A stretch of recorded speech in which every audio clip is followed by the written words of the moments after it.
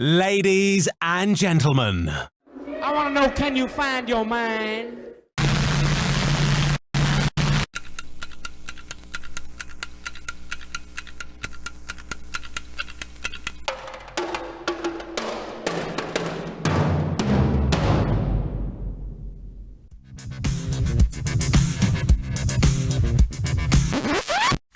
Welcome to Love Your Brain.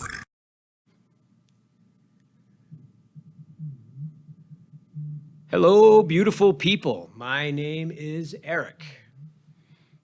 Hey, everybody. My name is Dave. Hey, Dave.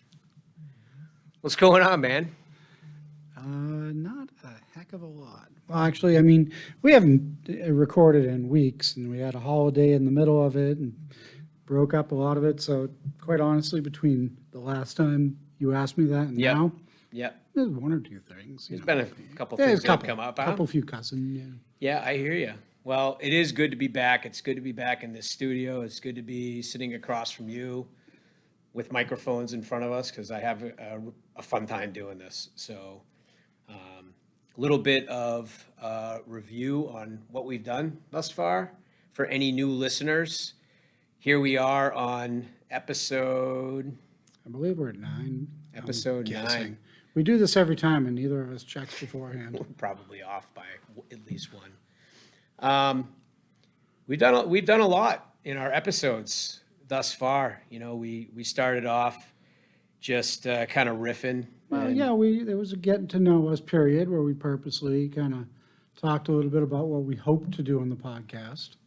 and then we did what we did on the podcast. I don't know if it's mean, what we like hoped. We go through the three phases of any idea like that.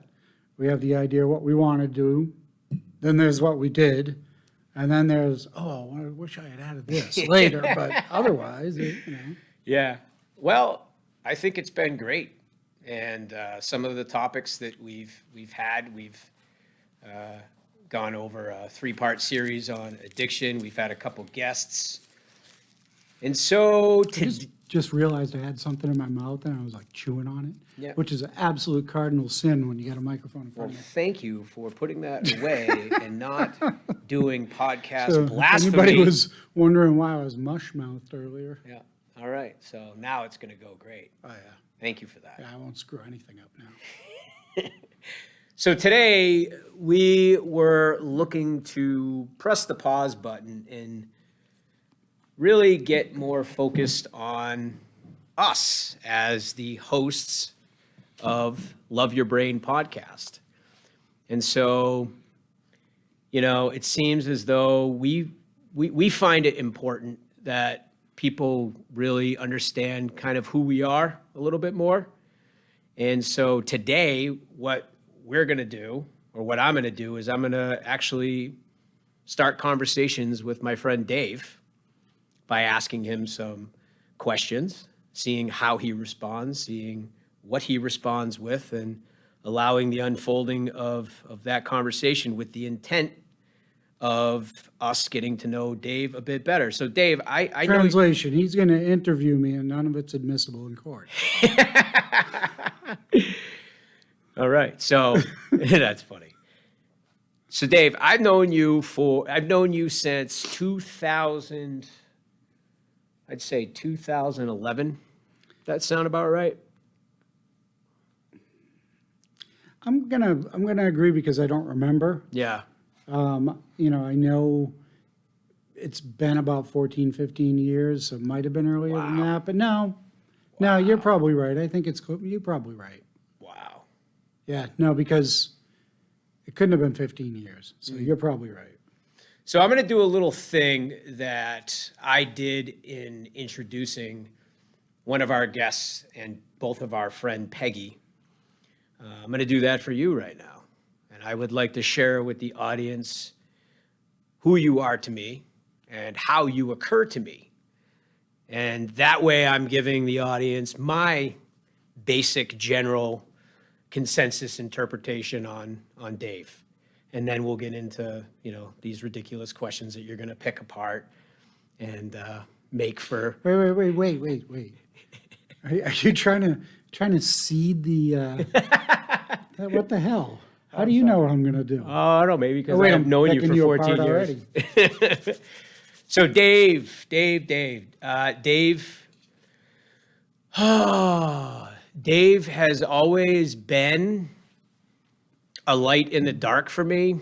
Dave has always been a lighthouse in rough seas, meaning Dave is one of the few people in my life that when times are rough and I'm struggling, I can call Dave and he knows how to, without even trying, bring me back to some level of steadiness and calmness, and also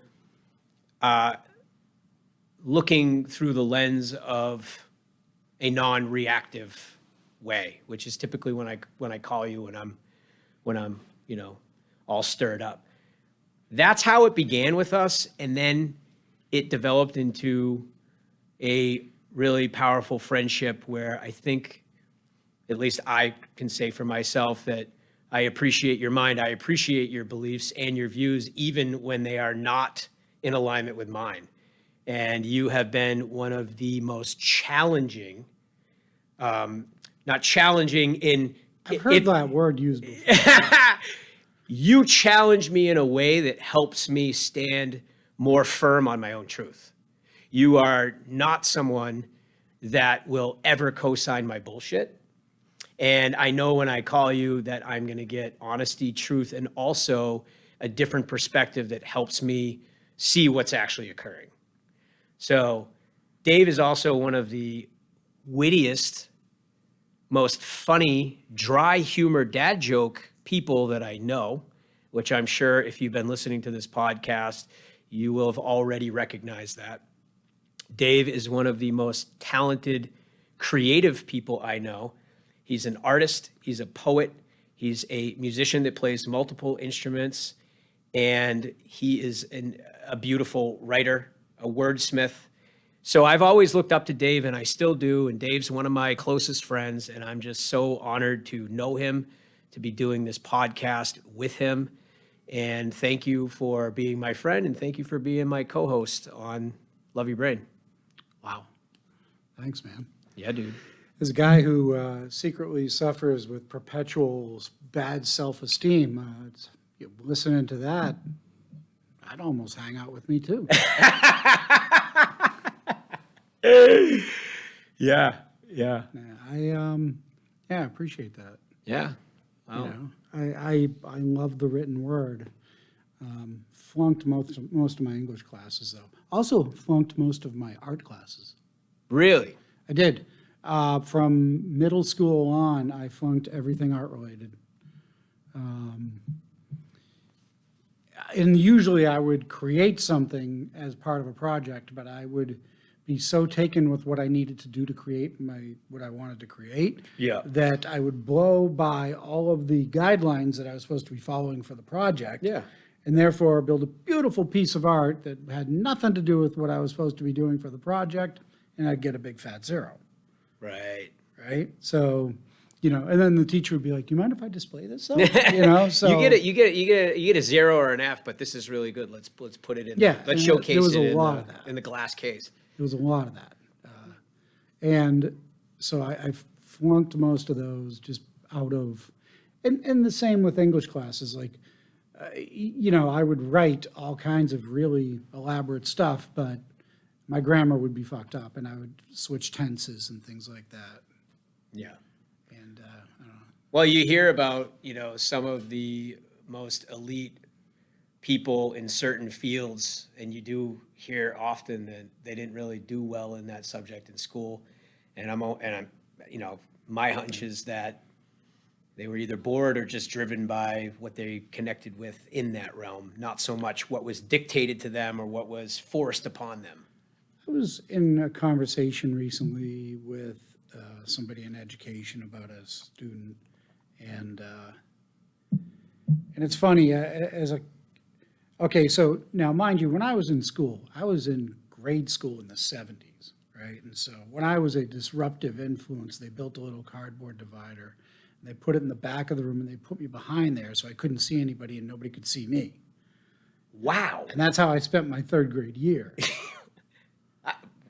No shit. Was that a Yeah. common You know, thing? this poor guy is going to have to mark so many swears today because Yeah. you're going to be talking to me. And if I'm going to be an authentic me, I swear. a Yeah, lot. get the bleep machine out. Oh shit. So,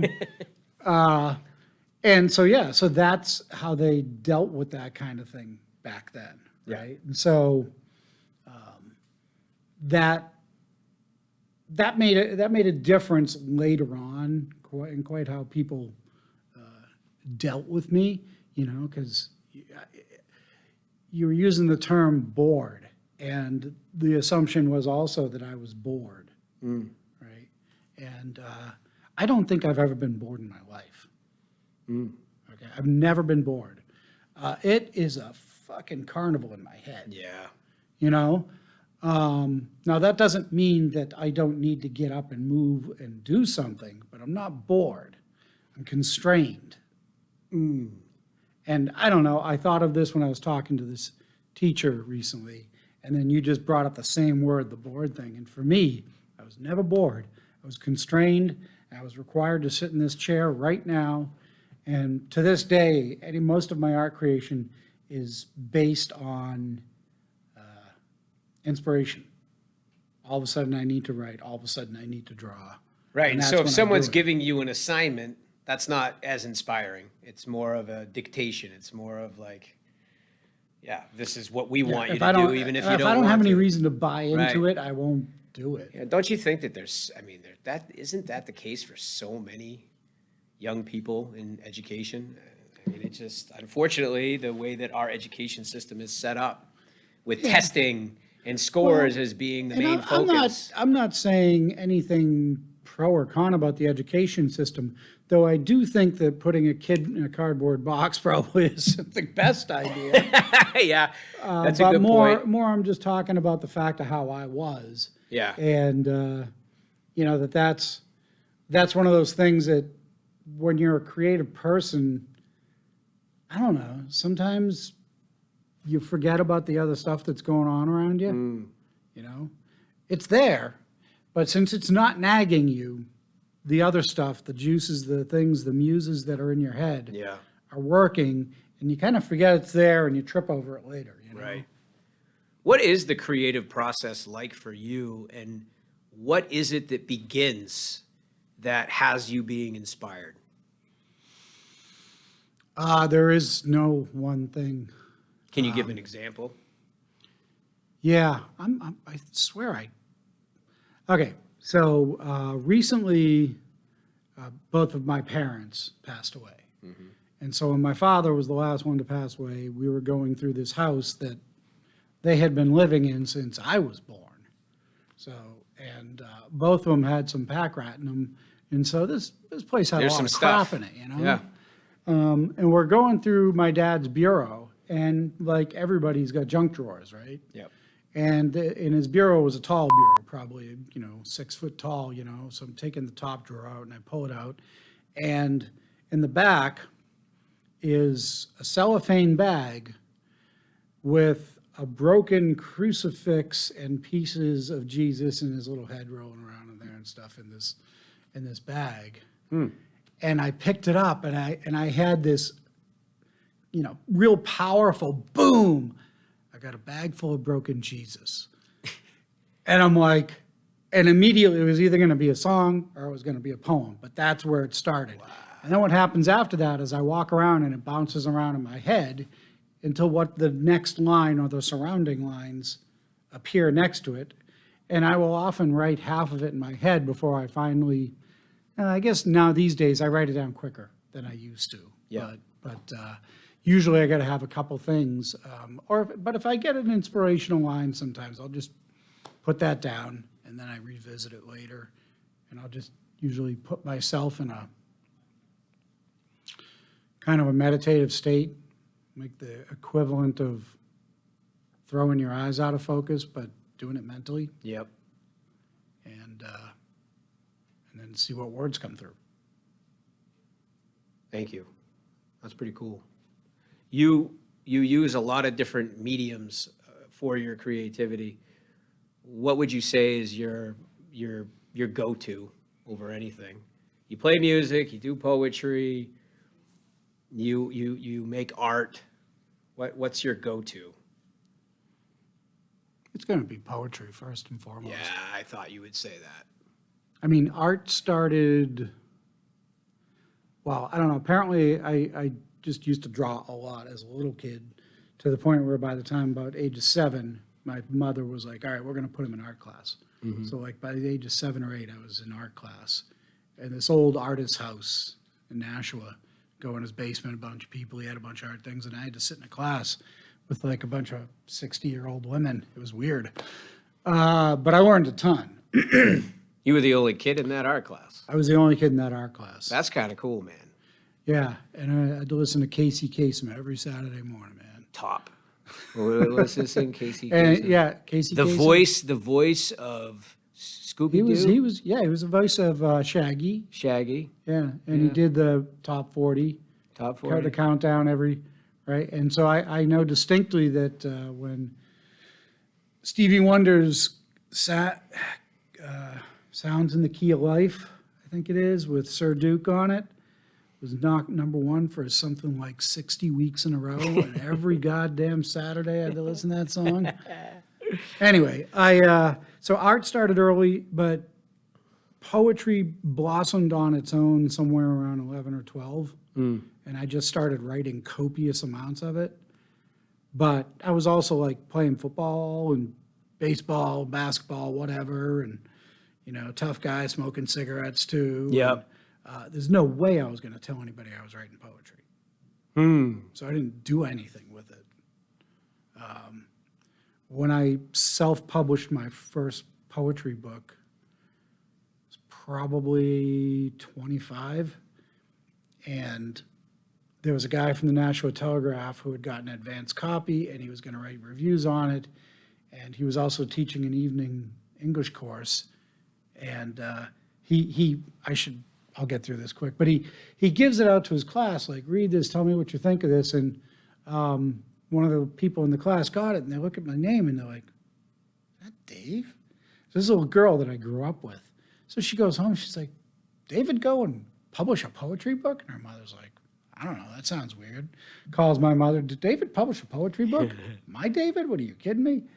Your parents didn't. Calls me up, yeah, my mother's, you want to hear a funny one? She tells me, and I'm like, no, I'm publishing a poetry book.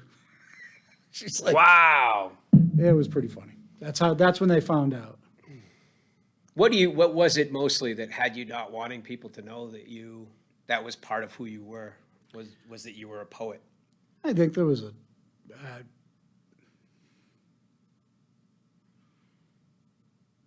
probably wanting to look tougher than I was, and not wanting to, some of it was, I knew was bad teenaged angst poetry anyway. Okay. You write it, you look at it, it's like, but you got it out. Is that what the poetry was for? Mostly, was it a creative expression, or was it actually a way to purge out what was inside of you that needed to come out, or both? I don't see the difference. Ah, that's a good answer. Yeah, I don't see the difference. I write when I need to write, and sometimes even when I don't need to write. Sometimes I just like to write, but I definitely write or create when I suddenly need to. So, and I find words to be the most portable. Most portable. So that if I need to suddenly create, and I don't have my paints, or I don't have my pen and ink set, or anything like that I was working in whatever medium, and I suddenly got the urge to create, physical art requires that you set aside time to actually do it, Right. whereas words can almost be done on the go, and you spend half one foot in the reality and the other foot writing in the poem at the same time. Yeah, I like poetry. I've never connected with it in a way that I saw myself writing it, because there's a part of poetry to me that is cryptic. And I have listened to Dave recite some of his poems. I've read some of his poems, and he has that cryptic but really amazing double meaning a lot of the time where I connect with his poetry.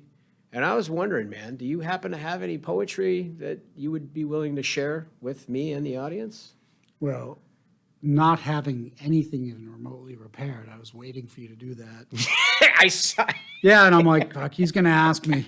So, We do know each other pretty well. so the first one that popped in my mind, and I started to search for it on my phone, is entitled Ecstasy. Ecstasy. You got a little sip here. You want to go get me an ice water? I'm interviewing you, man. I'm not your waiter. Ecstasy. Matilda Green, Frankenstein lover, spectacular aurora borealis. Where do the colors fly? In my eyes, in the sky, on lightning bolts like glorious steeds, they gallop through my mind, touching, feeling, sensing awe, wrapped in cobalt, blue steel grin. My powder keg thoughts release again. Wow. So there's one. So there's one. What is, if you were to sum up in just one essence statement about what that poem means to you, what would you say? I wouldn't do that. I love your answers. Yeah, no. I purposely write my stuff That's perfect. to be interpretable. I just pulled one up random, and this will give you an idea. It's like you about- paint with words. Like it's just dawning on me that poetry is painting with words instead of painting with a brush and colors. Exactly. And I'm I a believe musician. that. I'm a drummer, and like that's my go-to. I can listen to anything. I can listen to water dripping and create a beat. I can listen to the humming of whatever electricity and hear a melody go along with it. Yet words have never been that for me, where I paint with them like you do. Yeah, and I purposely, one of my absolute all-time influencers is a lyricist. And it's the Grateful Dead's main lyricist, Robert Hunter. Yeah. Okay. And that man was he was the embodiment of the word poet. I mean, he lived as a poet, and yeah, he's an extension of the Grateful Dead family and all, but, you read his lyrics and there is timelessness in there. Yeah. He writes about human experience, life experience, and it could be 1965, it could be 1992, it could be 2018. It's like, it's still there. It talks to you in some way, it gets through, it speaks of the human experience, right? So with that, kind of admiring that quality, I wrote in that direction. So I'm going to read this last one here. My thoughts have echoes, occasional and brief, but some on certain days I hear the brief, slow echo of my voice in a hall, a deep voice that drifts on, doomed to incompletion, of either right reason or rhyme, to neither follow nor find. My brain's begun its feedback loop. I was thinking, what came up for me is infinity. I mean, even before you said feedback loop at the end, which kind of solidified that for me, I saw an infinity symbol. Or the, what is it called? The aura.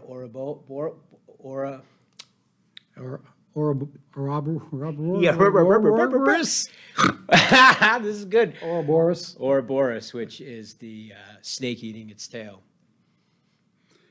I'm going to read one more thing because I absolutely love haiku. Let's And go, I man. write a ton of haiku. What is haiku? Can you just tell me and the So audience? it's the modern version of it is basically our adaptation of a traditional Japanese poetry that follows a certain meter. And essentially it's going to be 3 lines that follow 575, I believe. Mm-hmm. And so 5 syllables, 7 syllables, 5 syllables. Is that right? I asked you. I'm what it looking was. at it. You know what? My brain's, I didn't expect to be talking about this. I guess Yeah. I'm doing my job. 575. Yep, 575. Yeah. Cool. Just making sure. I don't want to sound like a dope. Can you just cut all this out and put the intelligent stuff in? All right. Go ahead. Challenge of haiku. Brevity meets poignancy. Rapture in a breath. Boom. Well, no, I didn't say boom. So that's part of why it's something I can do anywhere and almost on anything in any way. I've got, a million scraps of paper, I've been trying to collect the files up. I've got stuff written in almost every format since about 1992. Archived somewhere. Haven't you done some poetry along with some artwork that I've seen before? I have. Yeah. Yeah, there was a collection of poets around here. There was a book. It was in that where I paired some Francis Bacon art with a style of poetry that I designed. Then I was on a Facebook page recently doing this dude I know creates this amazing art. Oh. Yeah, so I've done some stuff Yeah. with you on your Facebook page. Yeah, that's right. Yeah. Where he created Eric creates some wonderful art using AI, and then I was writing poems to hang off those. Yeah, which actually you recited one that we did a piece together. One of those, was it? Yeah, Okay. Frankenstein. Oh, yeah, well, the Frankenstein one was... Ecstasy. The Ecstasy one was written, I'm going to say in 1993 or 4. Oh, wow. Yeah, it's still one of my favorites. Cool. So we've been talking a lot about poetry. I'm curious that, if you could instantly learn a new skill or some other medium of art, what would it be? Something you've always longed for or was intrigued by? Sculpting. Sculpting? Yeah, I did it for years, and I've been starting to eye things lately with the eye of doing that in some way. I've worked in clay and some of the traditional stuff, but I like the idea of found art as well and creating stuff that way. I don't know. But just off the top of my head, that's the first thing came to Cool. mind. Yeah. I like working with clay. So one of the things that came up one of the first times I ever met you was your love for Grateful Dead. You've already kind of hinted to that. And are you open to sharing some of your experience with your relationship with the Grateful Dead? I think it's a big part of who you are. I think the statute of limitations run out on most of that stuff. Yeah, you went on tour with them, as in not playing music, but actually was one of the followers. I followed them. My first show was in '83. My last show was in '95, and that was the year you passed. Yes. that was and actually, now that I think about it, the last time I saw him was fall of '94. I had tickets to see him at the Boston Garden for the last concerts at the Garden, but Garcia died. But I already had my tickets. Yeah. Right, so 83 to 94, and throughout that there are multiple tours where I went from show to show to show and sold things to support myself, and Like what? I did a lot of shirts, a lot of different types of shirts. Yep. Being a graphic artist, I had my own silk screening rig, so I would silk screen things, I had an airbrush too, and then I would tie dye them or I'd hand paint them. Basically, I would do way more work than I was ever worth for the like $10 I ended up selling Did you it ever for. feel like you were compensated or? Not for shirts, no, but I made shirts to have fun and do like really cool stuff. Yeah. But posters, I did a ton of posters, sold food, sold beverages. Yeah, so often, definitely if you're touring, selling food is usually one of the bigger ways to make money. Unless you've got really nice, you got a ton of shirts and I made some bank on some of those posters. Yeah. Yeah. That's awesome. So would you be against someone calling you a deadhead? No, I've been called one since I was roughly about 12. Yeah. Yeah. And that's something that that doesn't bring anything up for you. It's who I am, man. I mean, who you are. I was proud to be a deadhead, so I don't see why I should be ashamed to be. I'm sure that your definition of a deadhead is your definition and your relationship with the Grateful Dead. But if you could say for some of our younger listeners, explain, roughly in a basic way, what is a deadhead? So, kids, there used to be this band called the Grateful Dead.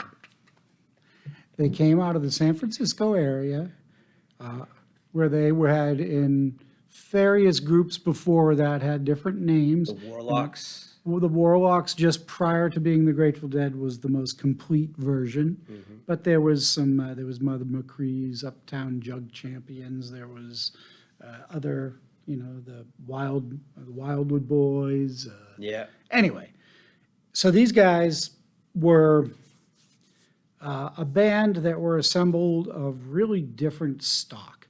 You had a bluegrass banjo and guitarist. You had a Western-ish country guitar type player. You had a harmonica playing blues musician. You had an avant-garde composer who was playing first trumpet and played violin, so he decided to take up the bass. And then you had a jazz drummer, and you put them all together.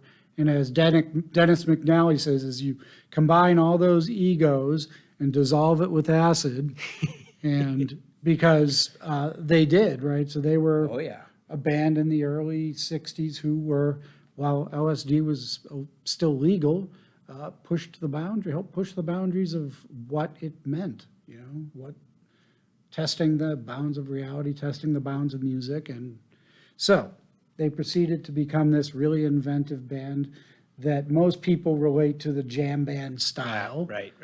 One of their main singer and guitar player died in 1995. That was Jerry Garcia. And since there have been other recent band members who passed, and there have been various ensembles of people who played.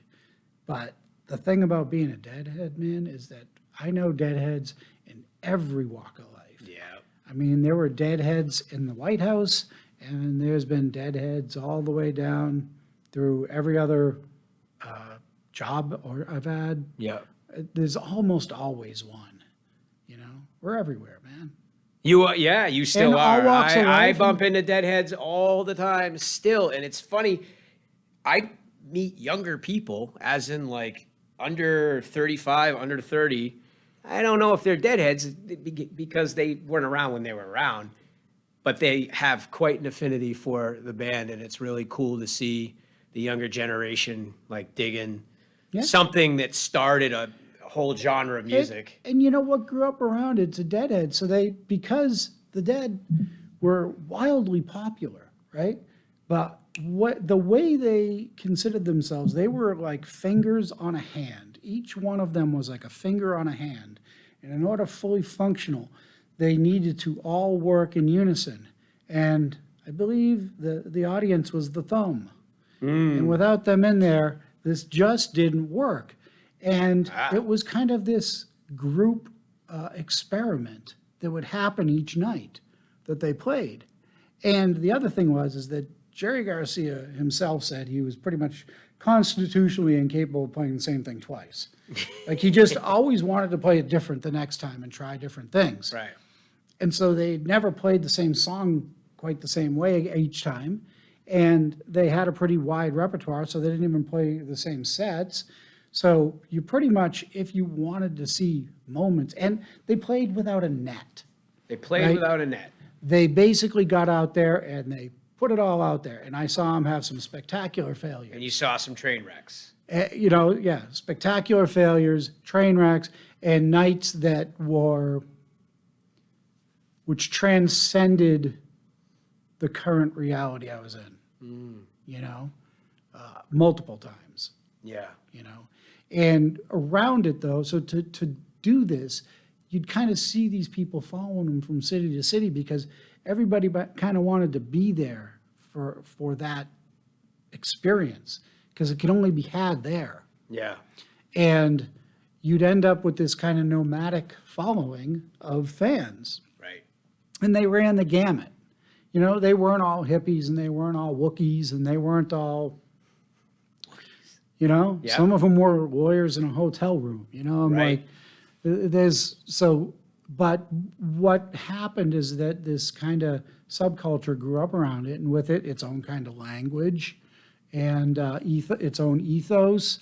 And with that in itself has grown on its own. So the kids you're talking to today that ethos is still kind of part of it Absolutely. almost to a way. Yeah. There's like a certain level at which you listen to Grateful Dead music where you break through some shell and then you're screwed, man. You're in there with the rest of us. Yeah. Awesome, dude. I want to move on to different areas of who you are, but one more thing about the Dead. Like, what about you had you connect with them more than anything? I know that you explained who the Dead was, and that was probably the greatest rendition I've ever witnessed of explaining the Grateful Dead and also explaining what a Deadhead is. But what about what was it for you that had you connect with them? I've always been a pretty weird guy. I don't know. I'd probably agree with that. I really have. I've always been kind of a weird guy, and that's not always a good thing when you're a kid and stuff. Yeah. But when all of a sudden you find yourself in an environment where your weirdness can be expressed and appreciated and sublimated and part of the whole experience, it is probably one of the most freeing things you'll ever experience. And when you spend time creating worlds in your head that you write down as poetry, and all of a sudden you're given to these long, involved musicscapes that the band is playing that only exist in this moment in time, and you're in there and you're part of it and you're rising and falling with it, it's a delight. It's like it becomes living inside of a poem, and there was nothing else like that. And even the perfect quality tape just will never quite, that experience in itself is what did it for me. Probably one of the greatest examples of the one-liner, you had to be there. Yeah. You had to be there, man. It was essential for you to be there. Yeah. Otherwise, it was just music. I was going to see the Dead in '95 and was planning on getting tickets to one of the shows with a group of people in high school, and then Jerry ended up passing. I'm sure that was a somber day for you, yeah? Yeah, we don't have that much time. We can talk about that one another time. Yeah. All right. Well, I have some more questions for you. Okay. What currently in your life right now, what lights you up? And I can define what I mean by that. Nah, you don't have to define it. I get it. Okay. What lights you up, dude? What lights me up? That's a great question. I am at probably the third or fourth major life change in my life. Yep. Right? And I'm literally trying to develop an entire new direction. I have to, right? And so what lights me up right now is hard to figure out. I have grounding things, I find Buddhism and Dharma talks, meditation to all be very grounding. Started taking up ukulele, and I'm trying to play stuff that in a blues finger picking style on a ukulele. So I'm doing like blues finger picking stuff. So I've been like playing around, watching some Hot Tuna, doing like Johnny Cash and Lead Belly and stuff like that. So those are places I'm going. But what's lighting me up? I deal with chronic pain. It's pretty bad sometimes. Yeah. And I was having trouble, because pain's a tough one, man, because if you take something that affects the whole body system, say just in general oral pain medication, right? Then you have all the side effects that go with that, So it's much preferable if you could actually treat the spot where the pain is. Right. But it's really hard to get topicals that are real effective. And, I was going to pain specialists and they were doing like compounding things. And, I was going to acupuncture, and obviously I tried chiropractic for a little while, but I can't get anywhere near that anymore, and on and on and on. Yep. And then I started trying other things, different cannabis rubs, CBD creams, and I finally got frustrated and started reading up on it, and began to develop my own pain salve based off cannabinoids and a number of other things to combine it into a nice kind of peanut buttery consistency that spreads on good and stuff. And I have been trying to give small samples to people who have problems that they can't solve. And every time I find another person whose pain, their chronic pain that they can't get rid of, and it helps them. Every time I find one of those, I get a little bit more heartened. But I can't, there's no way right now, given the current state of things, that I could ever market something like that.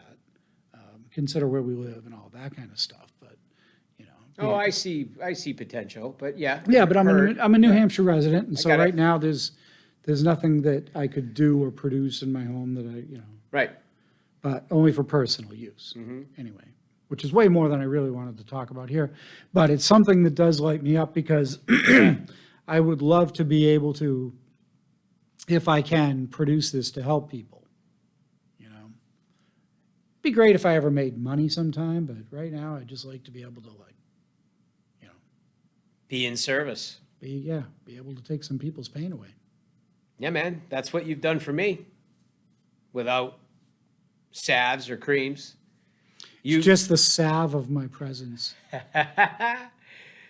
But I know you from a place that, one of the things that you used to always tell me is, it's always in service in your lowest of low, or you're not going to get past the lowest low spot unless you work with someone else or you're in that vibration of service.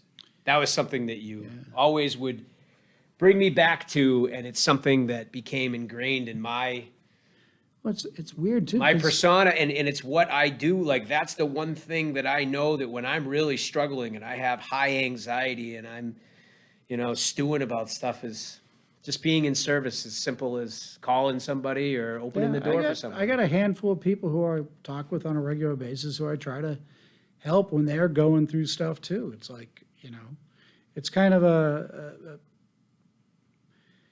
there are actually people out there, men no less, Men. who are willing to actually open up and Yeah. help other men Yeah, that does happen a lot. rather than punch them in a bar fight. That's right. I mean, I've done my fair share of fights and stuff like that, but it's been a very long time. I don't like to do that anymore. Yeah. I like to be around men that are in their masculine power, but are also in this place of allowing themselves to be vulnerable and share their real human experience and to be emotional. I've been doing men's work now for like 7, 8 years. I attend a men's circle every month, and that's the scene that you're talking about. The way I see it is emotion is a thing that has to be able to process in and out and in and out in a healthy way, like other things that cycle in and out of our day usually do, like food and breath. And emotion should be able to healthily cycle in and out. And when it doesn't, and it stops up, then you get things like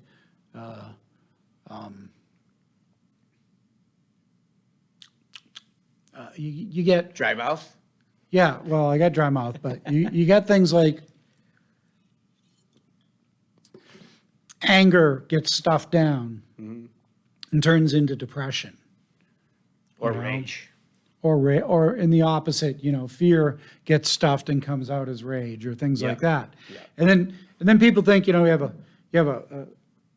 a rage problem, you got an anger problem, when they might in fact be very afraid of something and they don't even recognize their own fear now that it's existed for so long. Yeah. And, it's not an easy thing to realize that you're human like everybody else and you are actually affected by this stuff. And a lot of guys won't look at that. And I think it's something that is a real issue. And I recommend to anyone listening, but specifically right now in this moment, men, that you find other honorable men to process with.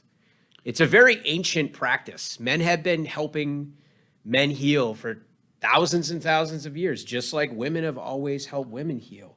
And I find it for myself that I can get something from another man who's honorable that I can't get from anyone else. And if you don't like a huggy guy, don't go near a huggy guy. Yeah. Go talk to the other guy who's more than happy to, who's more like you, but, is willing to listen to you. Because the more you hold the stuff in, the bottom line is, it doesn't matter who you are, the sicker you get, the more we hold stuff inside.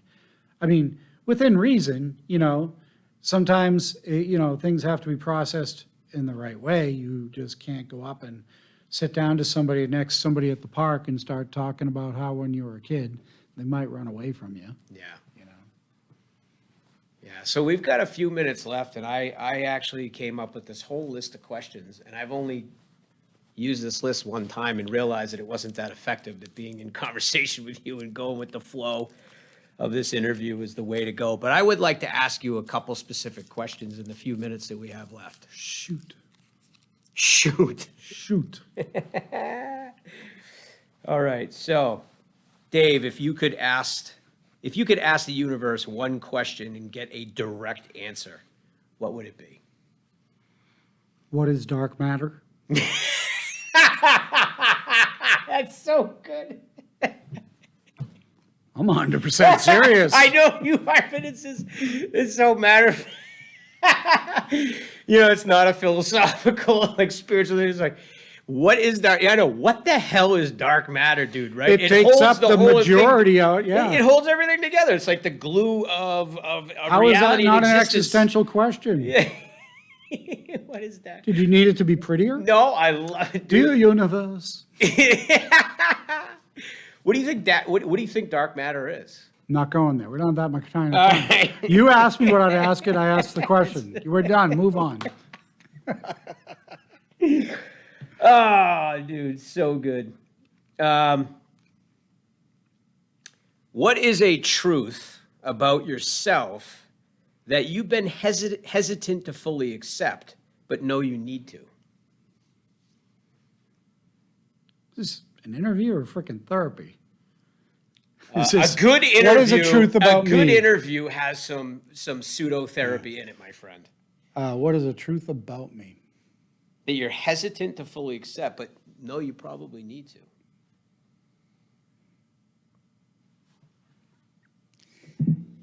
I don't know. I accept your answer. Yeah, I'm not. I think the answer probably lies in a direction that's medically relevant to me, but confidential enough that I don't want to put it in an interview. So beyond that,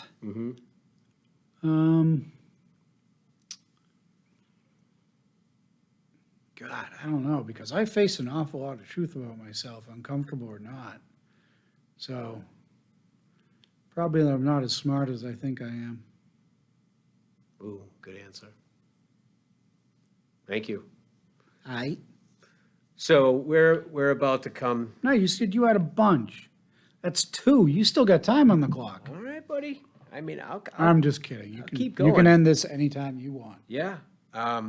You probably should have done it like 10 minutes ago.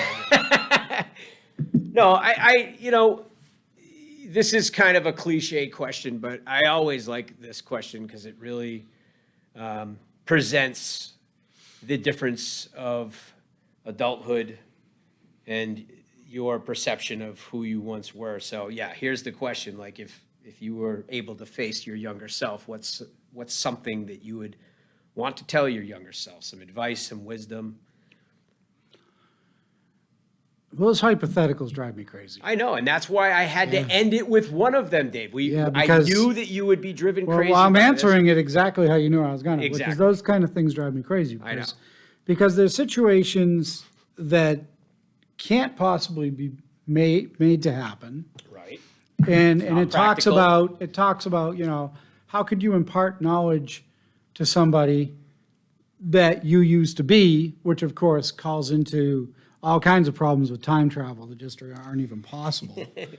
And so I get those things and I'm like, that's freaking crazy. But if I go with the spirit of the question is, geez, if there's something would you really wanted to know?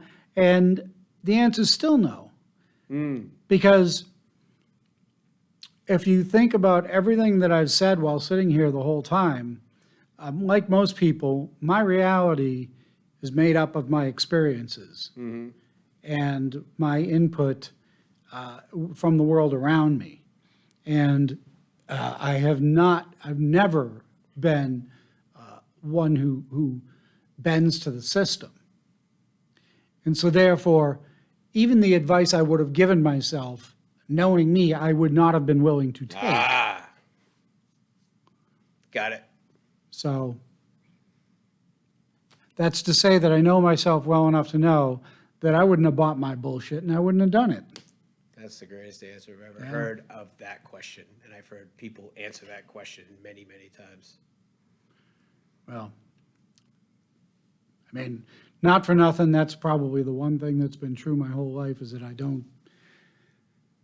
I've always had some sort of problem with anybody in a position of authority. Yeah. And it's funny because that includes that I have tried my hardest to always stay out of authority. Like being perceived in that position. Yeah, in a position of authority. Yeah. You What know. is it about authority that just has you not being in alignment with that? Well, it kind of goes hand in glove with the living on the edge of inspiration at all time for creation, and it literally wanting to be able to have the freedom to stop and write a poem. That portableness of it all kind of falls into that same area of like, I want to be able to do what I need to do when I need to do it, which of course most people do, but I function better when I'm living that way. When I'm living that way, at the end Not behind a brown cardboard box, being forced to do assignments that. I don't even like having a destination to and from. I would prefer to have things that have to happen and create a circle that starts at home and ends at home, rather than a line of things to do to check off in a row. You see how we're talking about how we started this interview too? With you I do, yeah. It's beautiful. I tried to help bring it back to Wow, that. you did a good job. Yeah, I did this before. I can't wait to kind of pick into you though. Which is something that, be prepared for the next episode. What's going to happen is we're going to do the flip of this, which is Dave is going to interview me. And I don't know how I feel about that. I don't either, because quite honestly, you did a really good job of taking what I was saying and spinning questions off of it, and it was really well done, and I appreciate it. I don't know if I'm going to have anywhere near the same kind of skill in that area. We'll find out. We will find out. Yeah. Dave, any parting words? Anyone you'd like to quote at the end of this interview that I almost feel like it would be like a Frank Zappa quote or something? No, I wrote it in my college yearbook. It's embedded in my first daughter's middle name. Let your life proceed by its own design. And with that, we'll catch you next time on Love Your Brain.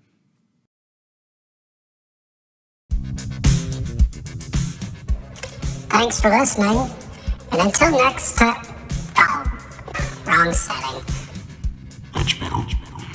Thanks for listening, and until next time, don't forget to love your brain.